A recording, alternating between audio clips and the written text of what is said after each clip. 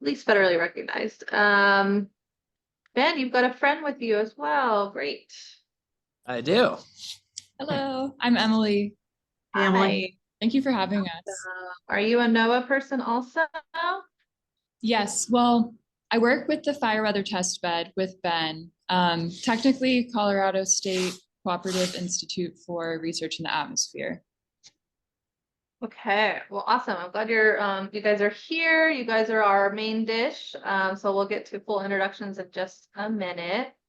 I wanted to start by saying sorry about January. That was like, I think the first time we really just had to full on cancel one of these, and I had a big family emergency. So I feel like it's been a really long time since we have talked. It's at least we haven't talked in 2024.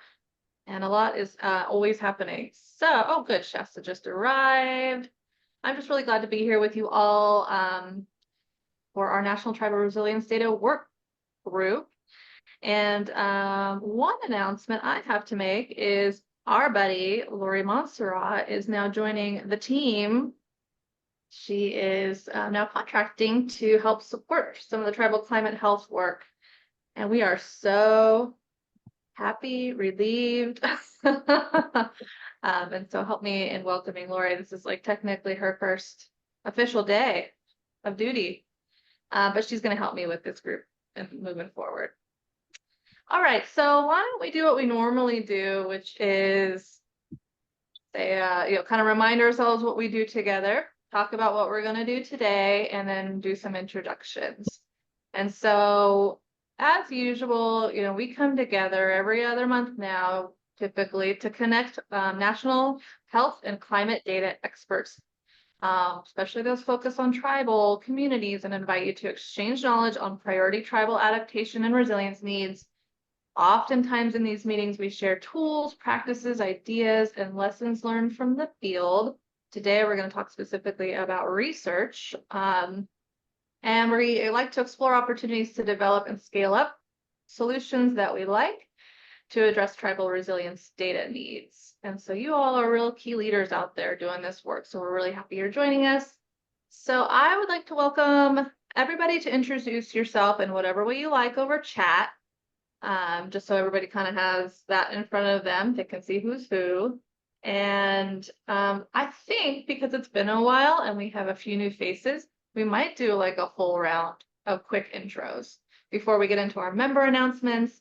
And then the full meat of the day is going to be a conversation with Ben Hatchett, our old buddy, who's also just changed roles. He's at NOAA now, and he wants to talk to us about wildfire and smoke research that he's got going on with NOAA. And we want to turn that into an inclusive conversation among all of our organizations about what do we have going that's related to that research. Is there alignment? Are there collaboration opportunities? Okay, so why don't I kick it over to Shasta to welcome and introduce herself, and then we'll go around. Ooh, what? I know it's been a while since we've all seen one another or heard one another, or at least seen names. But I'm just happy to see so many familiar and friendly faces. And for those I haven't met, I'm Shasta Gaughan. I am the Environmental Director and Tribal Historic Preservation Officer for the Paula Band of Mission Indians. And I guess technically I'm the director of the Tribal Climate Health Project, but share that role with Angie and all the work that she has done to make this happen. And yeah, it's how long has it been since we've had one of our data work group meetings? I think it was maybe October of last year. Was it October? I don't guys know better than I do. Maybe we canceled. I don't know. I thought it was at least November. Yeah, it's been a while. It might have been because we should have done January, but we didn't. So I think the one before that would have. Yeah, I think you're right. It must have been November. And you know what, y'all? I just want to put this out there as a little bookmark for the weirdness of time. You may have seen a couple of news announcements here and there from a couple of days ago that said 4 years ago today, the World Health Organization declared a global pandemic for COVID. And I'm like, 4 years. Some of you have children now that weren't born when that started. Angie's one of them, right? Yeah, I have kittens now that weren't born when that started. I have 10 cats right now, just so you all know, because I had 4 cats and one of them gave birth to 6 kittens in my closet. So just let me know in the chat if you need a kitten. Put in your address. I'll put them in a box and ship them wherever they need to go in about 2 months when they're weaned. So yes, thank you all for being here, and I'll pass my craziness on to the next person. And Lori, I'm gonna let you, Yeah. be the next. Hey y'all, I'm Lori Montserrat. I'm a new contractor for Angie and Prosper. I used to work for the Office of Environmental Health Hazard Assessment, which is part of Cal EPA, and I'm super excited to be here. And it's sunny. I live in Northern California, way north, up in Fort Bragg, and it's sunny today, which is super exciting. Let's kick it over to, do you guys want to introduce yourselves over at NOAA? You'll have more chance to get into details, but just a quick hello. Sure. Hey, everyone. My name is Ben Hatchett, and I am at the Colorado State University Cooperative Institute for Research in the Atmosphere and NOAA Global Systems Lab's new fire weather test bed. And Emily, Likewise. Likewise. I'm coming in as a social and decision scientist, and then Ben is a meteorologist. So we sort of complement one another within the test bed. He told me about a social and this, what is it? Social and what? Decision science. That's so cool. All right. Let's hear from Public Health Alliance. Hey everyone, I'm Alex Nikolai, and I'm the Climate and Policy Analyst here at the Public Health Alliance, and I'm calling in from Milwaukee, Wisconsin. Great. And State Board. Oh, I'm also from Public Health Alliance, so I'll just introduce myself. My name is Colleen Bodenreiter. I use they them pronouns. I'm the Climate Change and Health Data Lead at the Public Health Alliance's Southern California. Great. California Water Board. Hi folks, Anna Holder, pronouns she, her. I'm a newbie to this group. I was forwarded the invite only a couple of days ago, and so looking forward to seeing what this is all about, and hopefully joining on behalf of our office. It's the Office of Information Management and Analysis. NOEMA, I lovingly refer to ourselves as the data nerds of the water boards, and I'm also our office's tribal coordinator, so I do a lot of tribal data work, and the things that I do. Thanks. So glad you're here. I'm trying to hear Anna. Sorry. Yeah, you're in the right place. I actually tried originally with this group to come up with an acronym that said NERDS. We decided against it. Data enthusiasts is the one that we've used if people have feelings about nerd. I embrace it. I got it. We're National Enthusiasts of Research Data Science. Yes, done. You're getting good at this, Chef Steph. Let's go to County of San Diego. Hi, I'm Isabel Carcos. I'm definitely a nerd. I'm a free-range epidemiologist in the Community Health Statistics Unit. I work on a lot of public health and vulnerable populations, in particular tribes. Also, a good chunk of climate change nerding goes on. And a lot of what I do is, well, almost all of it, is data or disaster preparedness and response, and so a cartographer. So, I get to range widely and wildly in the things that I work on. So, All right, thank you. And let's go to OWEHA. Hi, I'm Emma Tanner. I work for the Office of Environmental Health Hazard Assessment at Cal EPA, and I am in charge of the tribal engagement for the California climate change indicators, which I'm taking over from Lori Montserrat. Great. Hi, Emma. And you know, I saved Carb for last because there are new friends that are coming today, and I'm so glad you all are here. They do research. So do you guys want to introduce yourself? Sure, I can start. I'm Sonia, they, them. I work at the California Air Resources Board in the research division, the research planning coordinator. So I do coordination around our research needs. I'll pass it on to the next person. I see Nazat also in the room. Thank you so much. Good morning, everyone. I had a great pleasure meeting with Angie through our workshop, public workshop that was organized and lead by our lead staff, Dr. Sonia Collier, who just introduced, to all of us. And we, talk about especially our research plan and goal for the next 5 years, and got really a good feedback. As far as me, my name is Nezat Motalibi, and I'm with the CARB Research Division. With respect to the wildfire project, my primary responsibility is managing and working with the research investigator. I have a project that was recently completed on understanding and mitigating wildfire risk in California. And the primary goal of this project was mainly to improve the emission factor for the species that are emitted from the wildfire or prescribed. And that was completed in December.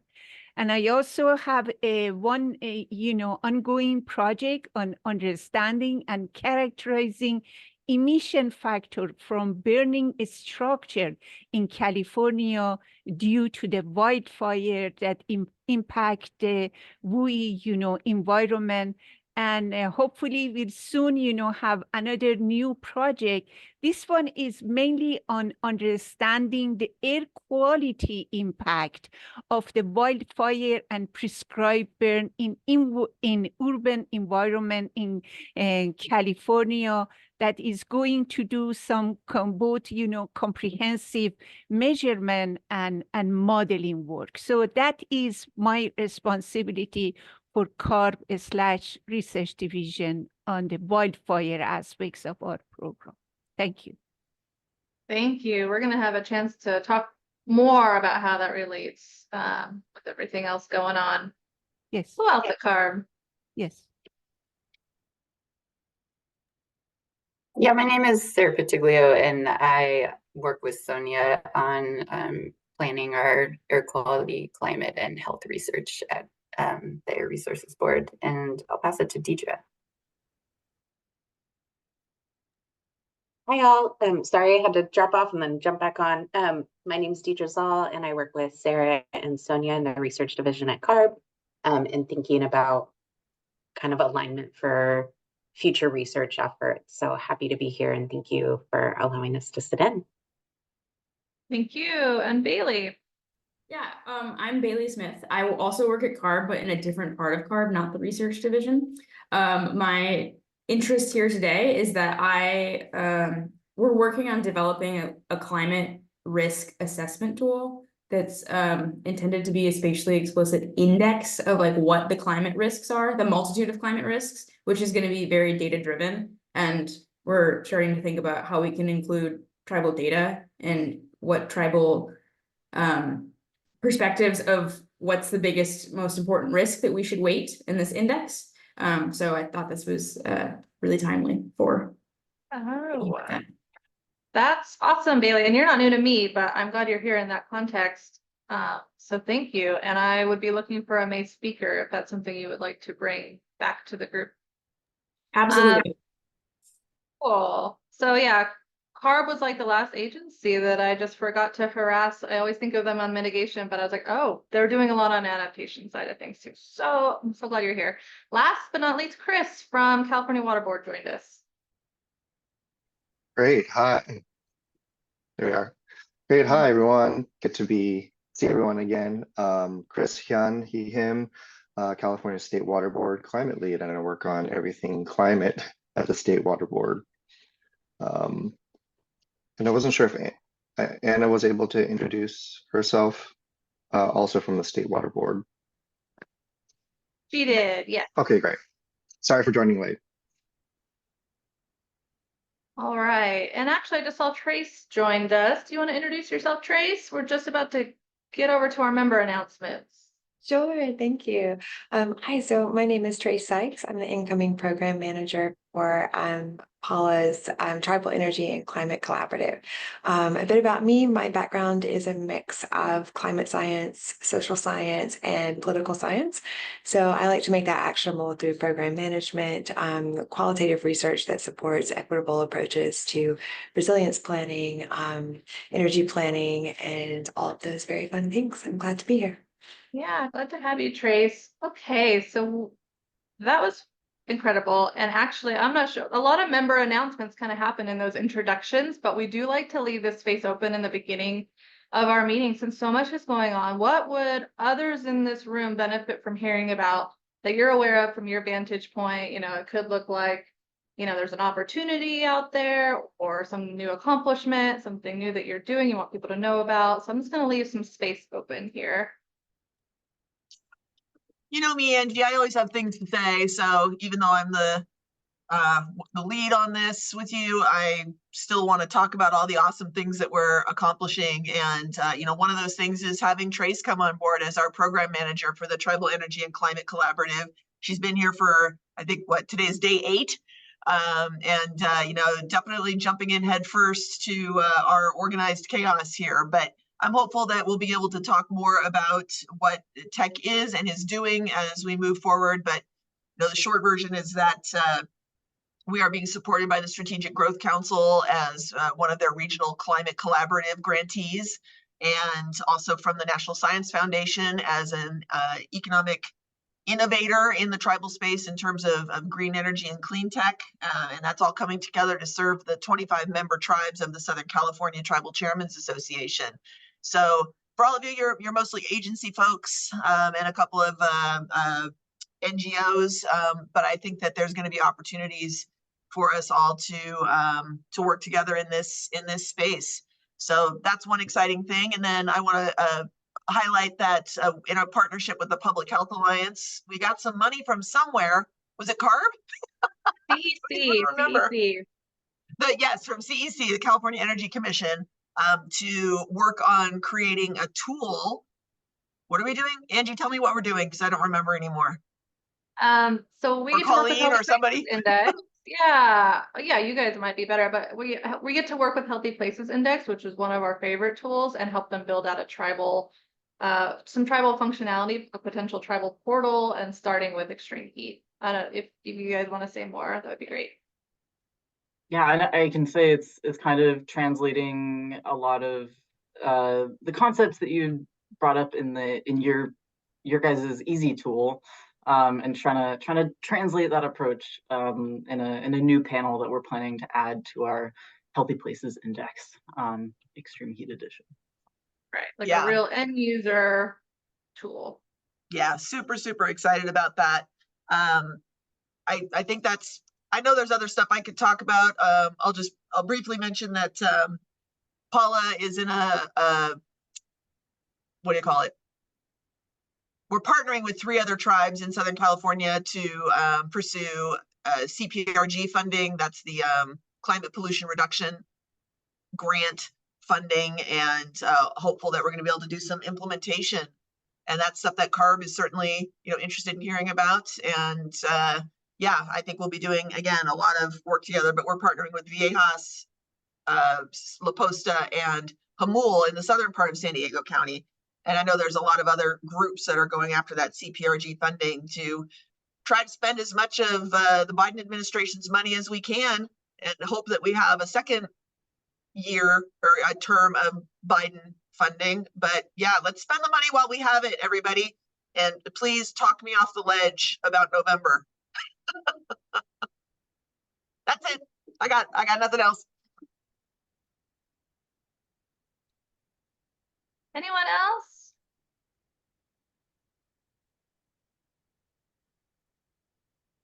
I'll just mention one more thing on our end. Shasta spent some time at the White House community, what the heck was it called? Community Resilience Workshop at the end of last year. And in prep for that, we ended up pulling together our recommendations at the federal level for what they call climate services and what we call data. And so we'd be happy to share that with all of you. I'm beginning to share that in other venues too, even through like the American Society of Adaptation Professionals, and somebody there took it on to some legislative meetings. So it's something that I'd be happy to share with you all. It's sort of a summary of some of our takeaways, hopes, and dreams from this work that we've been doing in data development. All right. I actually forgot about that. So yeah, thanks for reminding me. See, I'm just, Lori, you got that in the chat. Nice name drop. She has to happen to be at the White House. And so I'm just going to make it even more, blasé by saying, oh yeah, the White House. I forgot all about going to the White House. Yeah, just hanging with Biden. All right, last call for announcements. Okay, so I think now we are going to hand it off to Ben and Emily. I'm so excited. I'm gonna have to share my screen control with you, right? Let's see. It works. I can oh wait, yeah, I think I can take it from you. Great. We'll do that. And then we'll do, let me just get that. Looks good. All right. Yeah, it looks great. Cool. Well, even though our facility is located in Boulder, Colorado, we're located in other places. I'm still in Northern California, in Sonoma County and South Lake Tahoe. And Emily is currently in Pittsburgh. Well, currently she's next to me in Boise, Idaho. But she's going to be moving to Boulder. But we are nationally focused. We're a new test bed in NOAA, and it's a joint program between 3 different line offices in NOAA, the Global Systems Lab, which is the facility you're looking at here, the National Weather Service, and NESDIS, which is also known as NOAA Satellites. And so we're the user needs assessment team, and we're excited to chat with all of you about potential data uses, how you use data, what kind of data you would like to have, what kinds of products and services the National Weather Service and NOAA can provide to you. So to give a little bit of examples about test beds, for those of you who are unfamiliar, test beds in NOAA are developed with the goal to link research to operations and improve the services and support to partners that NOAA provides. There's 13 of them. There were 12. We're the lucky number 13th. And typically these have been very National Weather Service focused or some other smaller groups within NOAA. As a result of the infrastructure law and the Disaster Recovery and Support Act, if I got that right, the fire weather test bed was established and got formed just last summer. So we're a very, very new program. Formerly, I was at the Desert Research Institute as a research professor in atmospheric science, working on weather and climate extremes with Cal Ohia, so where Lori used to work, and Carmen Milanes, who some of you probably know, and then also collaborating a bit with Angie over the years. And this was a really cool opportunity to shift focus to solely focus on fire for me. And I'll let Emily give a little bit of her background there too in a second. So a couple key differences with the fire weather test bed. One major difference is we are very much intending to support all agencies across all scales that are involved in wildland fire. So that's your local prescribed burn association, the various land management agencies, tribal organizations, land managers who are just like landowners, through basically everyone who's, if you're involved in fire, we want to talk to you, we want to hear from you, we want to know how NOAA can better provide information to you. And a lot of that, we'll explain kind of that a little bit more about our user needs assessment. The second key difference compared to most NOAA test beds is we have a very heavy focus on social science, and we have, I believe, more social scientists employed in our test bed and affiliated groups than physical scientists, which is pretty cool, because the science can be great, but if it's not getting to people and being used by people, that's where a lot of these limitations come in. So I'll turn it over to Emily real quick here to give a little bit of her background. Yeah. Yeah, it's great to meet you all. I'm really excited to learn more about what your data and information needs are. But yeah, quick background on myself. Before taking this position, I was a postdoc with the Army Corps of Engineers, sort of in their R&D wing in the Risk and Decision Science Lab. I focused on developing decision support tools for post-fire flood risk management for the Corps. And I was also involved in various public health oriented projects within the Corps. They're thinking a lot about smoke, air quality, and its impact on respiratory illness, believe it or not. So even though I was at the Army Corps of Engineers, I had a pretty diverse set of projects I was working on, but realized along the way that I really wanted to focus on fire-related research. So yeah, like Ben, really happy to be in the test bed. Cool, thanks, Emily. Yeah, and so we're going to be focusing on various products, services, new technologies, communication approaches and methods and techniques. And our key area of focus is, over the next several years, is going to be developing a super comprehensive user needs assessment. And we'll get more into that in a little bit.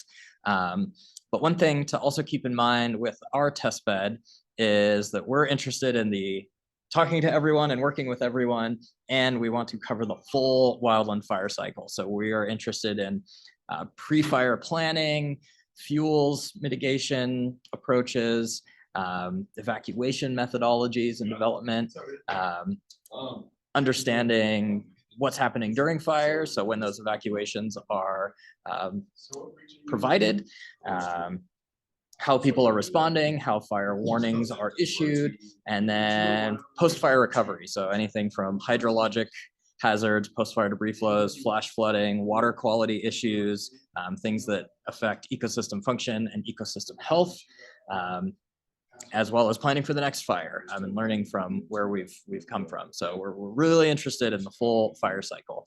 The other slight difference is we are very user-driven. We want to drive NOAA's research programs forward from the operational perspective. We very much want to understand what people need and drive the research in academia and in other national labs towards that goal. So why are we doing this user needs assessment? There's been some done before. We're doing it in a different way, and we are pretty excited about the methods that we'll share with you about how we're going to go forwards with that. The key reason we're doing this is because there is, as you're probably all aware of, a lot of interest in wildland fire, a lot of money being invested in it. And at least from the NOAA perspective, we want to help drive and set the tone and direction of this fire-related research and contribute to informing research performed by other agencies. We really want to take advantage of this opportunity, which has come with a lot of negative side effects, but we very much want to drive NOAA research forward in a positive manner. To do so, we are going to be performing this needs assessment to prioritize the kinds of evaluations that we perform in the fire weather testbed. So what new research ideas and products are going to be brought into the test bed. We'll have different folks from different agencies come in and use these products, get feedback, do different social science experiments and evaluations to understand how well those products meet needs, how they need to be improved. And through this process, there's going to be a lot of engagement and interactions with various end users. Through that, we want to understand and recognize human behavioral and decision-making patterns. That's where Emily comes in, extremely important in that component to understand how people are taking this information into account and what they're doing with it across different contexts and for different kinds of processes. So with fire, we're thinking about all the different scales, whether it's a very small fire at the edge of the community, whether it's smoke impacts on the community, who's using that information, how that information is getting shared, communicated, and what kinds of protective actions can be taken across all of these different scenarios. We really want to understand existing challenges, barriers, and opportunities, as well as learn about ones that are unanticipated. So a new product comes out that addresses some known challenges, deals with some existing barriers, capitalizing on a known opportunity. But of course, with all of that, we're going to be seeing things that we didn't anticipate. Oh, we thought this would work. However, this new problem came up. We want to identify those kinds of situations before these products are made operational. And that's a key piece in the research and development to deployment and ultimately operationalization of products. And in the end, we really want to understand, what is or what would be useful, not to a researcher in a lab who is somewhat connected with reality, picking myself as a great example. And so we want to know what, as someone who's using this information to make decisions, to inform their community, to write grants, to support their community throughout this process, what's helpful for you to address your needs? And really throughout this process to maintain this operations to research to operations cycle in a very integrated and iterative manner. And so, sorry, there's a little bit of background noise. Oh, So I okay. don't know if we should. Yeah, maybe we're gonna switch spots because we're getting some noise in the background here. So I'm going to take us on a little tour here. Sorry about that. Yeah. Okay. Let's see. Sorry, you're going on a little tour. Oh, I guess we could go to the pool. I'll keep talking while we're going, and hopefully we stay. No, wait, I'm sorry. Did you say a pool? There's a pool in our hotel. Oh, you're in a hotel. Oh, wow. Okay. The hot tub's functioning again. It used to not be working. Oh, next time we have a meeting, and we're going to definitely have a hot tub meeting. He's trying to catch up with the White House name drop. Instead of White House, he's like, oh, the hot tub. Uh-oh, and now he's frozen. A little froze. It's okay. Hopefully his Wi-Fi will catch up. I really like, well, we always like Ben, and especially because he uses words like operationalizable, because I think I've used that many a time. I'm like, that's my new favorite word because it really talks about what we're trying to do here. I mean, what he's talking about is very in line with what this group has always been focused on, which is like, how do we get the information into decision-making processes within tribal governments, and how can we help them to be able to see these blind spots of risk. Ruh-roh. Now we really lost them. That's okay. What I might do here. Sorry about that. Okay. No problem. We were just talking about you while you were gone. Oh boy. Sorry, we were in a room with people who are in rooms that are used to being very loud and noisy. We're at the IMET Incident Meteorologist Conference, and they are doing a lot of stuff happening at the same time. Okay, we should be back now. Okay, that looks good. Was that okay? Sweet. Let's see. Close this down. Okay, so I'm not sure where I lost you. Hopefully the part about why we were doing this user needs assessment came through. Yes. Okay, cool. And I'll share all of these slides with you all afterwards. But so I think one way to really think about us as what we are is we're very much a translational platform. And so we want to be the facilitators to develop these unique and new, that's why we use the word transdisciplinary collaborations to improve our collective or shared understanding of the full fire environment, the places we live, the fuels around us, the weather that impacts things, and then the full system that we're operating under when we have fire, before fire happens, and after fire has occurred. So we kind of draw ourselves in as this bubble that really helps to improve the linkage between producers and users. And so one part of our goal is to really identify all the varied parties and and users and strategically evaluate their needs pertaining to fire weather and products that support decision-making across the variety of timescales. We don't know what those are. We have an idea, but we want to hear from you what those are and how we can start to integrate all of that together with the producers of this information who are building new satellites or developing new models or creating new smoke forecast tools to provide back to you, and help to develop new tools that address some of the needs or gaps that currently exist.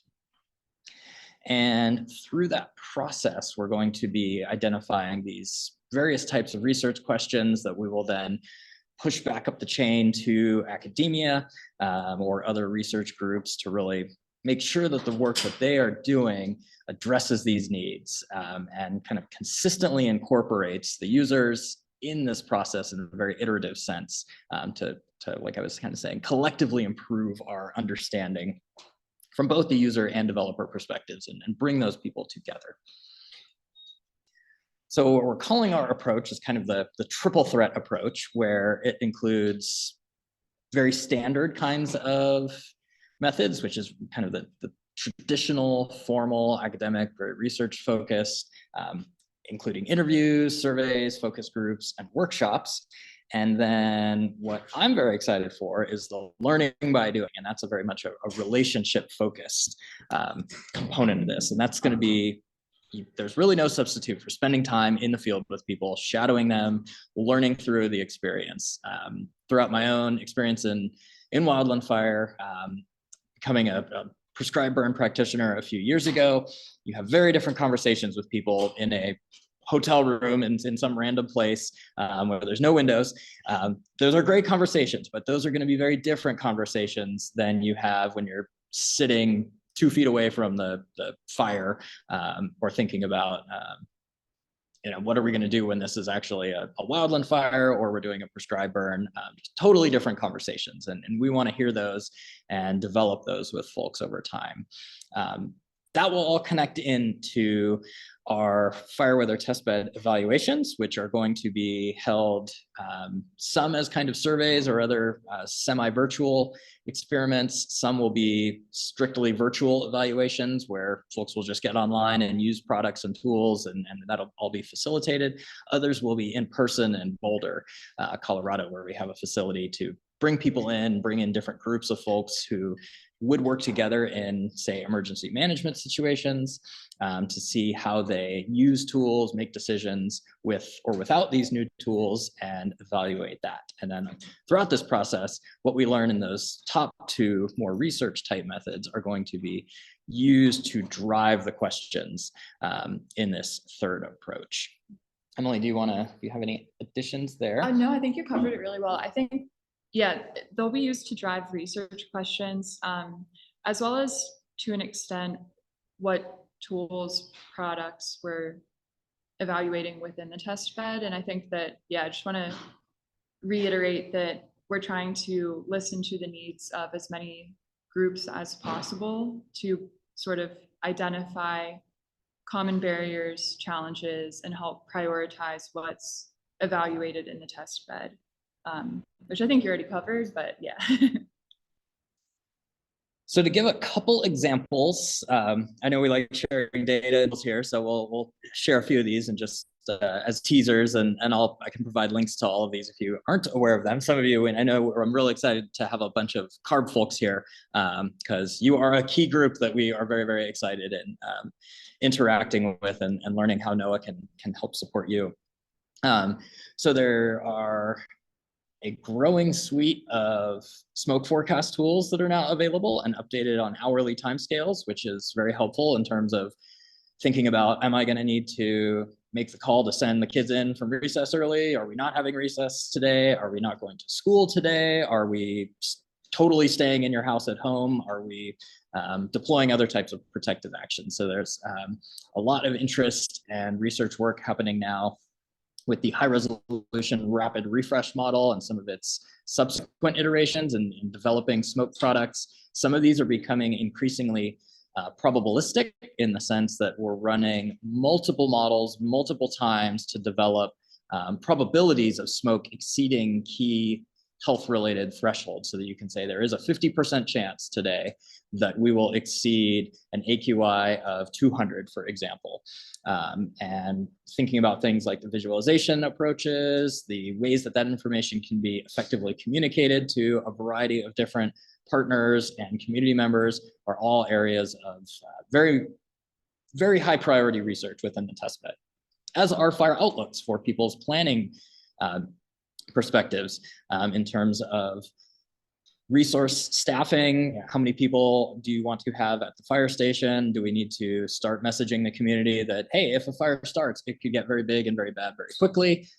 In some cases, that can help members of the public who might be slower to evacuate or have more difficulty plan in advance. I have friends who they will leave if we go into red flag warning conditions because they know it takes them a long time to get out. They don't want to get stuck in traffic. They have big, large animals and pets that they need to move. So the fire outlooks is another area of great interest for us. On that probabilistic note, there are some new publicly available tools that the National Weather Service and our Global Systems Laboratory have been developing. Don't have time to go into that here, but we'd be happy to talk more about those if that's something of interest to be able to use for not just fire-related things, but heat and cold are very, very useful situations for these types of tools to be able to say, what is the 90th percentile forecast of temperature? Is that going to cross a critical heat related threshold where sensitive communities are going to be negatively impacted, or we're going to see potential energy availability decreasing and therefore reducing our adaptive capacity to run air conditioning, for example. So this is a thing called the DESI tool, not quite the other tool that Angie developed, but this is the dynamic ensemble-based scenarios for impact-based decision support services. So bonus points for acronyms within an acronym. So we have DESI and we have EASY. They're both super awesome. And we'd be happy to talk more about these at another time. Some of the new research we've been working on is more focused on the what we call the long lead, so kind of 7 to 10 days out to subseasonal timescales, which is more like weeks 2, 3, getting into a month out, which is very important for different types of planning.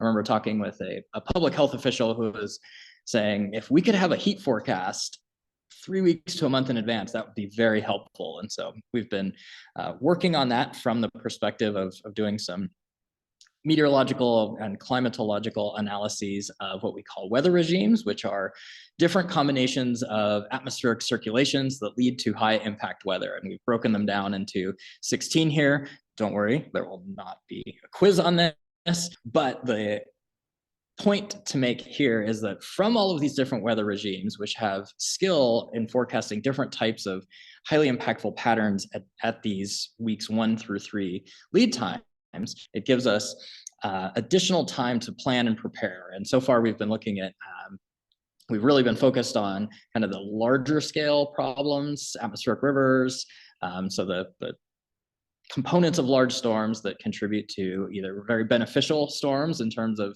replenishing our water resources, but also posing things like flood and wind hazards.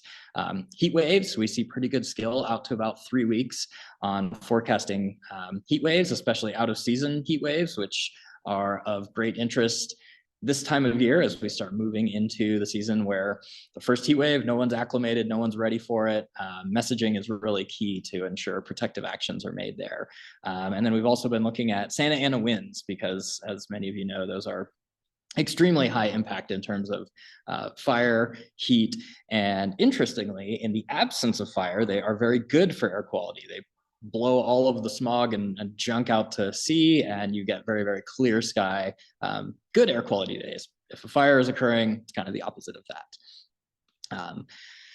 We've now shifted a little bit to be a little bit more fire specific focused, and that's going to be an area of I think, some interest to the folks at CARB. I talked a little bit a few months ago with Jason Brands about some of these ideas. And so we're now thinking about forecasting fuels out 1 to 3 weeks to try to identify good periods for burning from a fuels perspective, but then also thinking about how these different weather regimes could be used to identify times where you're more or less likely to get a burn or no burn day. And so some examples from the climatology from the Air Resources Board is shown on the right there. And you can see some of those weather regimes are, you kind of have equal chances of getting a burn or no burn day. And then there's other ones that are pretty substantially shifted. So like that weather regime 4 and 5, if those events are taking place, you can see it's much more likely that a no burn day is going to be issued that day. And from a practitioner side, that's very valuable to us to know whether or not we make the call to get people out, get resources out. Do we do messaging to the community to say that you might see smoke, you might smell smoke, you might be impacted by that smoke, or not. So that's one other area of interest that we're working on. With that, I think we can open it up for some discussion now. Just wanted to give basic overview of kind of what we're thinking about. We're very open to ideas, feedback, input, and as our manager of the testbed, Zach, says, we're building the airplane as we're trying to fly it. So if you want to hop in a hot air balloon and come join us as we take off, that would be awesome. And throughout this process, I guess from a personal level for me, working with the tribes, particularly in Lake and Sonoma counties, these are a couple pictures from burns with them, has been really inspiring to me to see just how important this is to bring fire back to these communities and landscapes that have had fire excluded from it for such a long period of time following European settlement. So this is a pretty exciting time to really make some good contributions into fire and our health. And yeah, I think at that point we can take some questions. Very exciting, Ben. Thanks for sharing it. And, I feel like there's like a generosity behind what you're doing to share and collaborate with so many of us around the country. So thanks for that opportunity. Lori, you had some questions here in the chat. Do you want to just raise those since you were first? Yeah, I'm a woman of many questions. So I was thinking about your tool in terms of the misuse of tools and the CAL FIRE map that's caused all the insurance to be canceled. Have you thought about misuse of your tool? Not explicitly. I guess I kind of just assume that here you put something out there publicly and there's a risk of that taking place at all times. That's probably a good Emily question. Yeah, no, yeah. Who? No, we haven't really discussed that as sort of a side effect of putting information like this out there into the public sphere. But I do think it's something worth considering and trying to build safeguards as much as possible so that we're not, conveying any misleading information or, yeah, that's a really good point. Thank you. And then I wondered for the evacuation piece, because you talked about that at the beginning, that are you going to just use like information on a big scale? Or are you going to look with like tribes and hubs and routes and little agencies that help with evacuation on there? What's the scale? So that's really I think we're interested in all the scales, whether it's, small, very rural communities that may have a emergency operations center that's like, as people say, in a closet versus like the one in Sacramento, which are quite different and still scaling up and down through the incident command system. But I think as far as our evaluations and research goes, we want to hear from everybody and make sure that the voices of very small, otherwise, it's in some regards underserved communities get their concerns heard and incorporated as best we can. And how do they reach you? So our emails are up on the board now. Just that's going to be part of our engagement strategy, which we didn't really talk about, which I think what we're thinking now is starting out with kind of connecting with known collaborators and partners like many of you here. And then also hopefully relying on kind of the snowball sampling approach where if you know some people that would be interested in this, please put us in touch. We're here and we would love to hear from folks. We totally recognize people are very busy, so we want to be careful about requiring time to do surveys or set aside time for interviews and focus groups. And we kind of just want to say, keep our doors perpetually open for office hours. Of anytime someone wants to talk with us, we're there. And we will have like open survey approaches so that if there was an incident or situation that brings up some questions from someone, that can be submitted to us so that we'll be able to get it and get back to them. Yeah, this is bringing up a point around just engagement fatigue, and this is a topic I talk about all the time, and everybody wants to hear, genuinely wants to get input to make their stuff as good as it can be. But hopefully we can talk in this space, or a little bit around opportunities to streamline and come to places where tribes already are, and Tribal Climate Health Project has a lot of those, so we're happy to help.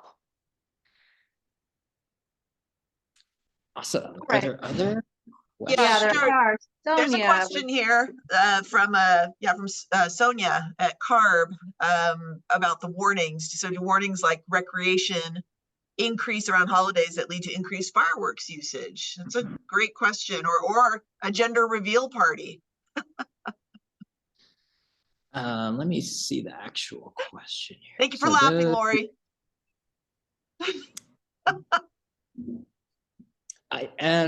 I haven't done the analysis yet, but I have seen some other papers that do see increases in kind of these preemptive warnings leading up to July 4th is a good one. You see a nice spike in fires occurring US wide around that. And that's a piece that ties in with a little bit of the communication research that we're doing in terms of using what we call commonplaces, which are shared values, beliefs, to kind of leverage that to be able to say, like, we know we want to celebrate the whatever, but this is maybe not the best time. Here's some alternative ways to do that, and kind of learn what types of language really fits in with people that hopefully may motivate them to take that warning a little bit more seriously. So I actually have several of my own, or at least a few of my own questions. And as many of you know, I'm an anthropologist by training, a cultural anthropologist. And so whenever anybody brings social science into this kind of research, I get very excited because oftentimes I feel like that's a missing piece. And we for sure want to make sure that we are looking at, the human behavioral pieces of this. So I'm hoping, Emily, you can explain a little bit more of how you're going about that. And I'm especially interested because that's some of the work we're doing here with tribes.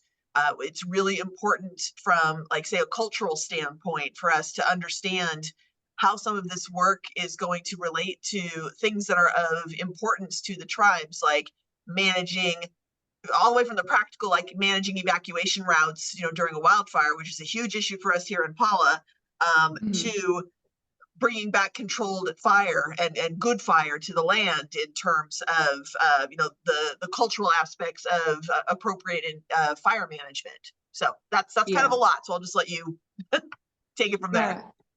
So within my position, it's really focused on gathering as much information on user needs as possible. So what are the challenges? What are the barriers? How do they vary from culture to culture, region to region, user to user? And so just sort of really looking for more, I guess, open-ended, exploratory, qualitative data for the most part to begin as we get ramped up. Then within the physical fire weather test bed, there was going to be, we haven't hired them yet, but a sort of social scientist within the test bed helping to design evaluations and experiments for these products. And I think that it's important within those evaluations to bring in as much grounded social science as possible, to bring in as many diverse voices as possible, and set up, a lot of it will be sort of scenario based, where we're testing a product in a, you know, case study scenario. And I think to give test bed participants scenarios where they have to consider, you know, cultures, maybe cultures that are their own or other cultures, is one thing that we plan on doing. And yeah, baking into those evaluations. So did that answer your question? Yeah, I mean, that's part of it. I think we could probably have a much longer conversation about Yes. this, but I'm gonna sort Yeah. of mull that over a little bit, but I see that Trace has her hand up, so I'm gonna let her. I know she has experience with working with fire and tribe, so I am eager to hear what you have to ask. Sure. Well, I mean, first of all, comment, this is very exciting work, and I'm definitely, giving like just cheering you on as you're incorporating all of these really challenging and very important concepts into the way that you're approaching this. So first of all, just like a big yay for that. So that's great. So yeah, as Shasta was mentioning, a lot of my work has focused on research with frontline communities that identifies key barriers and problem chains to evacuation in particular, and even asking that big scary question of, is evacuation a reasonable option for you? So that we can go ahead and just say, let's talk about it. If it's not, why not? And then what would happen in that case? And so I think you kind of answered one of my questions already.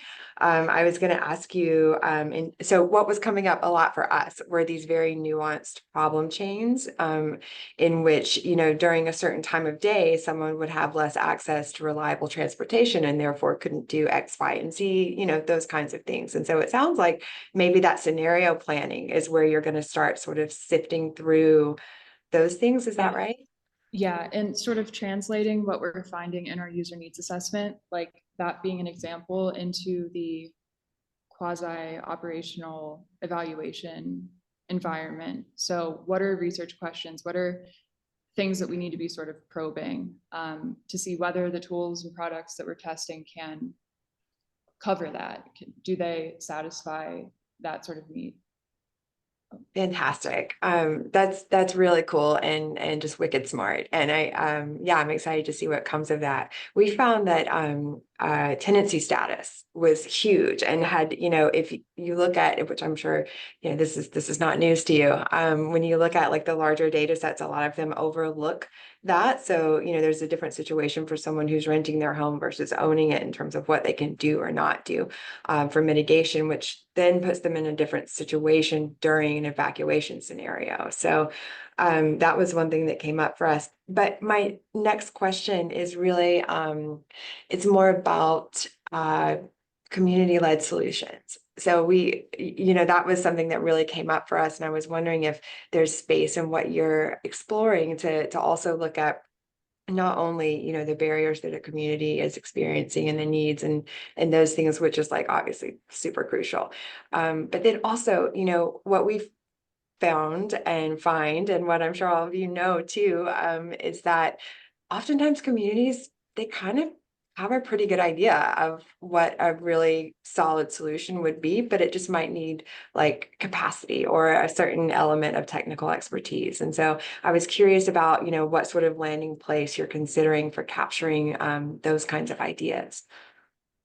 And hey guys, I need to do a quick time check here because we're about 1 minute out from the end, and because I invited Carb, I was hoping to have time for a little bit of discussion with them about collaborative research. But why don't you take maybe a brief stab at that one?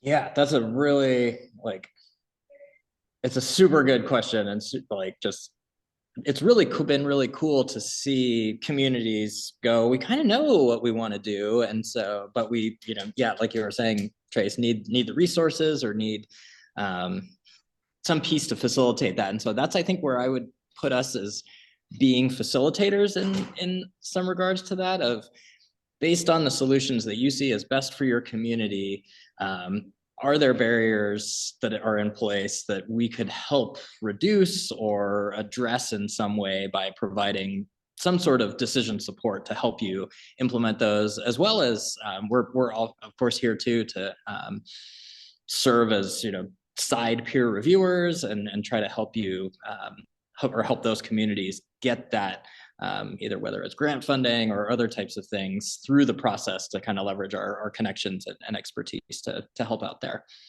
Yeah, I think we want to track both the barriers as well as successes, what is working in our needs assessment. So yeah, I think that, yeah, very good point. And we're hoping to capture it as comprehensively as we can. Fantastic, thank you. Sorry, Angie, I thought we had 90 minutes, so you go. Yeah, well, before the CARB folks leave, I wanted to give you guys a chance to chime in too on like, where do you see opportunities for alignment? I've got a bunch, when Ben and I have been talking about ways that Tribal Climate Health Project has some things going where wildfire and health risks completely fit in, and it helps us have these conversations in really constructive ways. But I wanted to hear from CARB before we have to close out.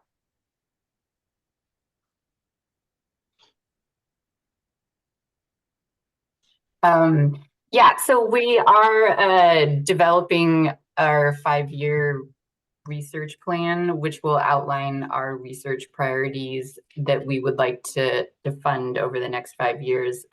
Because if you're not aware, CARB does have a research program. We have about $6 million a year to fund research, primarily to support CARB programs. So we do a lot of research on air quality, climate mitigation, and health.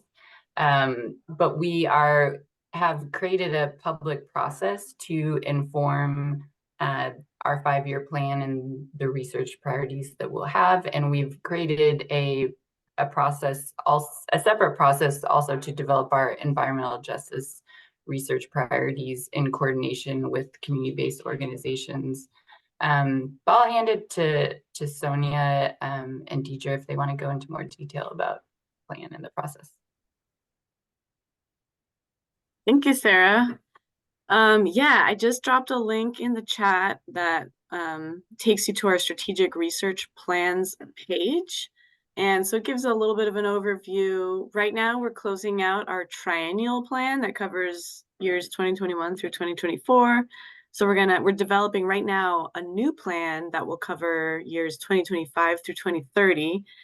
And what the plan provides is an overview of all of our past and current research in 5 major research categories, which include health, climate, air quality, mobile sources, and sustainable communities and transportation. Environmental justice is woven through all of those categories, and we'll have a section focused on that. The plan also gives an overview of like how we do coordination or how we do our research planning. It has a lot of great resources, and then it's going to also outline our future research priorities. And so in order to put that plan together, we are ramping up various coordination efforts, coming and talking to groups like all of you in this room, to get you interested in that process and talking to us about what research priorities you have. And then we have a parallel public process, and yeah, we just talked to all of our public agency, academic, environmental justice, tribal partners that we can, and coordinate as much as possible on gathering those research priorities to include them in this plan. So obviously we collect a lot of ideas and we can't fund all of them over the next 5 years, but it really helps, put us onto a good path to address some of the most important issues that are impacting people in those research areas. Yeah, so maybe Deidre, I don't know if you wanted to talk about the community-based organization process that we're developing as well. And by the way, anybody who has a noon hard stop, you're free to go. We'll continue into overtime for whoever can. Thank you. And if Deidre's not here, I can quickly go over that process as well. Oh, there, she's here. Go ahead, Deidre. I'll keep it super short. So we've contracted with 7 community-based organizations, and the goal is that we're working with them to co-develop environmental justice research initiatives. There currently aren't any tribes involved in that process. And, we have sort of limited capacity right now at CARB to do that kind of in a way that we think is necessary to do it right. So what we're doing right now, sort of on the tribal side, is just meeting with the people that at CARB, like Bailey, that are already kind of doing involvement and seeing if we can sort of synergize and provide research support on the things we're already doing, on the areas that we already have engagement. And we don't want to kind of go into spaces and not be doing that in the right way. So that's sort of the quick process of that. But I think anywhere where we can help think further about synergies between all of these really large initiatives, you know, I don't want to speak for Sonia or Sarah, but or Nizat, but I think that that's something we would be really interested in. We don't want to kind of duplicate things that are happening. We want to be able to kind of come in and support and along kind of the research side as much as possible. And I think that there's a lot of power, you know, like the sum of the whole is greater than the, whatever the saying is, like the whole is greater than the sum of the parts, right? So I think areas that we can do any of that kind of further thinking about potential research collaborations, we'd be excited to continue to have those conversations. It's making me think that one thing that could be really useful is a meeting among agencies serving, at least serving California, that, you know, let's talk about your tribal engagement for 2024 on climate research related topics or something, you know, something where we could at least, let's streamline among at least several agencies. Because like we've got a bunch of stuff where we're actually going to go out and talk to tribes, but you do too. And they really, not everybody has a Shasta. And even if you do, Shasta's already doing 60 jobs. And so they just don't have time. Like, so we got to kind of consolidate this stuff for them. And we can help do that. Would folks be interested in a specific meeting on that topic where we can kind of like run through 2024 tribal engagement opportunities? Okay. Well, let me just tell you a little secret real quick that CARB is working on a tribal engagement strategy. How do I know? Because I'm working on it for them. Oh, that's right. Is that tied to the community engagement plan or is that totally separate? Because that draft community engagement plan is out too. Separate, right? Separate. Yeah, it's intentionally separate because we hear a lot tribes aren't communities, right? And that process is being developed with community experts without tribal representation. And so we don't want to either A, get in Bailey and Shasta's way, or B, kind of not do it appropriately. Yeah. Yep. Okay, well, I'm talking about a meeting where we're going to be really nuts and bolts. Like, what's on your agenda? How do we do it more efficiently together? Okay, let's do that. I'll follow up, okay? And State Water Board, you might be interested too. I mean, we don't have to focus exclusively on wildfire. For me, wildfire, the 2024 for Tribal Climate Health Project is going to ideally focus really hard on wildfire and water. Yeah, I know OEMA is definitely interested and I actually just got a new position and in that role, I'm going to be redoing our tribal engagement strategy for OEMA. So I'd love to complement whatever's happening here. Yeah, and we have wildfire folks or fire folks in water boards, across water boards in different functions, so we can bring them in as well. And I also had a question, if it's a side question about CARB's tribal engagement strategy, maybe I can connect with Shasta or someone on how they're doing that and what we could do from State Water Board side in terms of seeing what they're doing. And I can talk with our tribal liaison, Adriana Renteria. Well, I'm going to leave that answer to Bailey because it's not I don't know. I don't have the answer. Yeah, I can answer and say we'll be super happy to talk to you and think about how we can work together on that work. So if you shoot me an email, we can have a conversation about that tribal engagement strategy. Great, because we want to reduce that fatigue that we've been talking about. Well, and I can also say, just from my experience representing a tribe and working for a tribe and what Angie mentioned about engagement fatigue and all that, one of my common complaints is that all the different agencies try to do their own engagement strategy. And I'm like, why? Why are you doing this? You only need one. You know, the state needs to adopt one. And then the individual agencies can tailor it to their specific needs around their areas of expertise. But no tribe wants to get 52 letters from agencies that say, will you please consult with us on our tribal engagement strategy?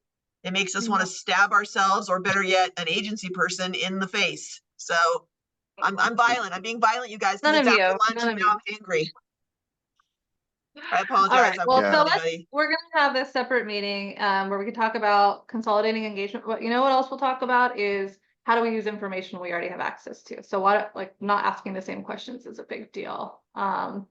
So great. I'll follow up by email and try to get something on the calendar for us. Thank you guys for hanging around extra, and for the new folks that have come, really appreciated having you.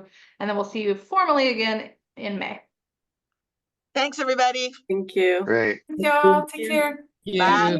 Bailey, I'll Thank see you in you our very next much. meeting, I guess. Bye. Thanks, Ben and Emily. Thanks, Ben and Emily. Thank you. That was Thank great. you. We'll talk soon. See you guys. Bye.